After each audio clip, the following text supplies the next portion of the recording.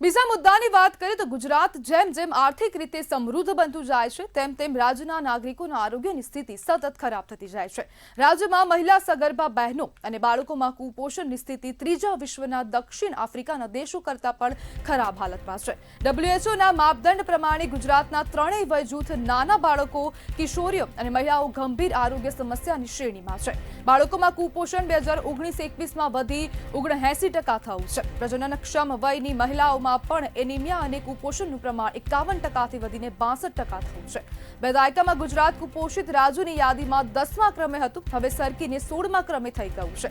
રાજ્ય સરકારે દર વર્ષે 12,000 કરોડથી વધુ ખર્ચ્યા છતાં પણ સમસ્યા ગંભીર છે।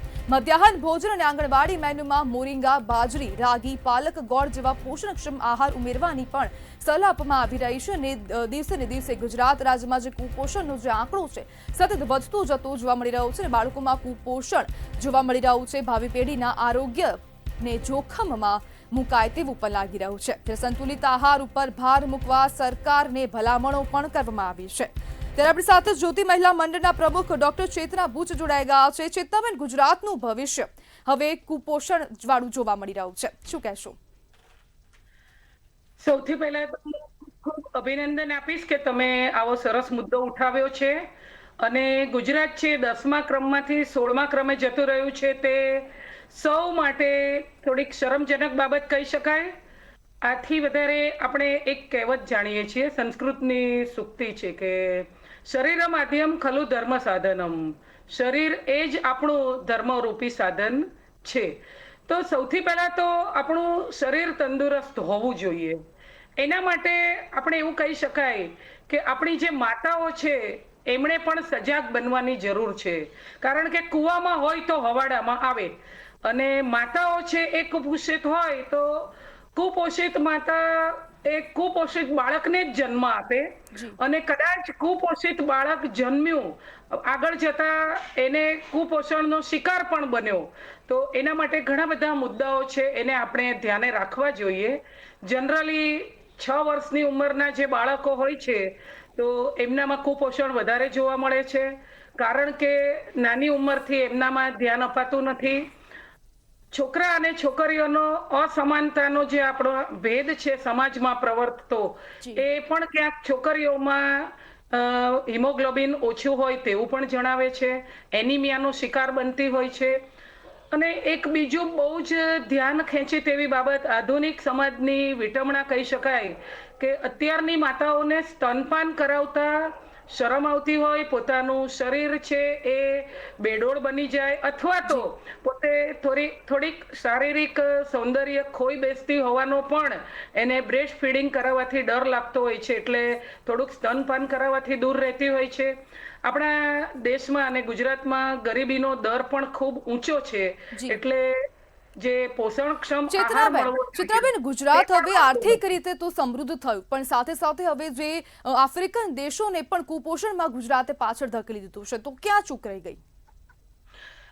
ચૂકમાં એવું છે કે સરકારે પોષણક્ષમ આહાર છે એ સસ્તા દરે અને સારી રીતે સરળતાથી ઉપલબ્ધ થાય તેવું કરવું જોઈએ।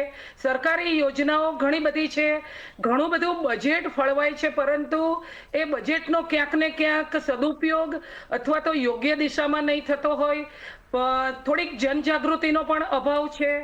તેમજ વિટામિન અને મિનરલ્સ વાળા સપ્લિમેન્ટ્સ છે એ પણ માતાઓએ લેવા જોઈએ, બાળકોને આપવા જોઈએ।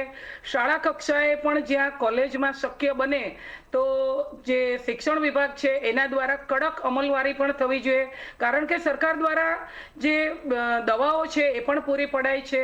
ફોર્ટિફાઈડ દવાઓ, ફોર્ટિફાઈડ આહાર પણ ઉપલબ્ધ થવો જોઈએ। આપને ખ્યાલ હશે કે પોષણ માસ, પોષણ પખવાડિયું એ પણ ઉજવાતું હોય છે, તો એની ઉજવણી એ સુપેરે સાચી દિશામાં યોગ્ય રીતે થાય। અને આજે અત્યારે ક્યાંક થોડીક અસ્વચ્છતા પણ એને માટે જવાબદાર ગણી શકાય। સ્વચ્છ પાણી અને આહાર મળવા જોઈએ। મધ્યાહન ભોજન યોજના આટલી જોરશોરથી ચાલી રહી છે, છતાં પણ બાળકો પોષણના અભાવે અને ક્યાંક સંતુલિત આહાર ન મળવાને કારણે ચિત્રાબેન, રાજ્ય સરકાર દર વર્ષે અને 12,000 કરોડ રૂપિયા કુપોષણની પાછળ ખર્ચી રહી છે, છતાં પણ પરિણામ શૂન્ય છે. જે પ્રમાણે આંકડાઓ સતત વધી રહ્યા છે, તો જો સરકાર હવે આટલા બધા મોટી માત્રામાં જો ગ્રાન્ટ ફાળવતી હોય, પૈસા ખર્ચતી હોય, તો પછી જે ટકાવારી છે તે ઘટવી જોઈએ, ના કે વધવી જોઈએ. જી, હું એ જ વાત મેં હમણાં મારી 1 મિનિટ પહેલા કરી કે જે રીતે ગ્રાન્ટ ફળવાય છે એ આંકડાઓ જોતા એ દિશામાં કામ કરવામાં ક્યાંક ચૂક છે. એટલે સરકારે મહિલા બાળ વિકાસ મંત્રીશ્રી, એની નીચે આવતા વિભાગો, એના અધિકારીઓ, એમાં ટોપ ટુ બોટમ સુધી એની વ્યવસ્થા સરખી ગોઠવાઈ છે અને ગોઠવાયા બાદ એની કડક અમલવારી થાય છે, ક્યાંય ચૂક ન થાય. એમાં શિક્ષણ વિભાગને પણ જોતરવું જોઈએ, જોડાયું છે, પરંતુ એમાં જે રીતે કામ થવું જોઈએ તો એ પણ યોગ્ય થવું જોઈએ. માતાઓને એના માટે જાગૃત કરવી જોઈએ, એવા અવેરનેસના કાર્યક્રમો થવા જોઈએ, સ્વૈચ્છિક સંસ્થાઓએ આગળ આવવું જોઈએ.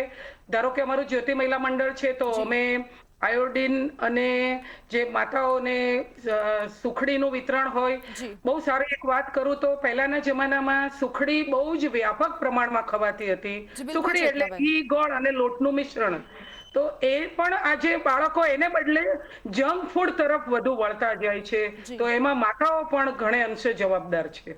જી બિલકુલ, ચેતનાબેન, જોડાવા બદલ આપનો આભાર.